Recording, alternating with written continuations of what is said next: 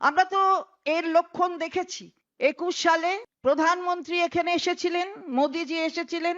আমাদের মাননীয় মুখ্যমন্ত্রীর প্রতি তার যে সম্বোধন ছিল, দিদি, ও দিদি, সেটাও তো সবাই শুনেছেন। আর শোনার পরে বাংলার মানুষ কি করেছে গণতান্ত্রিক অধিকার প্রয়োগের মধ্য দিয়ে, সেটাও দেখেছেন। সুতরাং আজকে আমরা বলতে পারি যে এই ট্র্যাক রেকর্ডটা কি, কি এদের আসলে যদি আমরা দেখি যে পরপর ঘটনাবলী, এই ঘটনাবলীগুলো কি প্রদর্শন করে, কি বলে? সমাজে নারী শক্তির সম্মান, নাকি নারী শক্তিকে পদে পদে পদে পদে অসম্মান করা?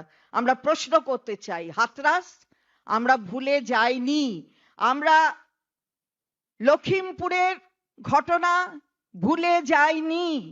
খেলোয়াড় আমাদের যারা সম্মান জানিয়েছে, তারপরেও তাদের অভিযোগ, যার বিরুদ্ধে তিনি বহাল তবিয়তে বসে আছেন ভারতীয় জনতা পার্টির একজন সাংসদ হিসাবে, আমরা ব্রিজভূষণের কথা ভুলে যাইনি আমরা।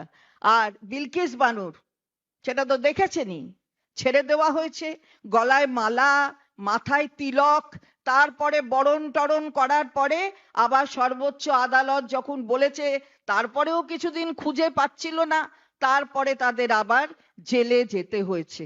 ফলে আমরা বুঝতেই পারি যে এই সম্মান কোন জায়গায় আছে মেয়েদের প্রতি। আর কোথায় গেল মহিলা কমিশন? এবেলায় কোথায় জাতীয় মহিলা কমিশন? এবেলায় আমরা তাদের দেখতে পাচ্ছি না। দিলীপ বাবুর বিরুদ্ধে কিছু কথা বলতে শোনা যাচ্ছে না। ওই যে নারী শক্তির সম্মান, কি না, সেই নারী শক্তির সম্মান প্রদর্শন হচ্ছে।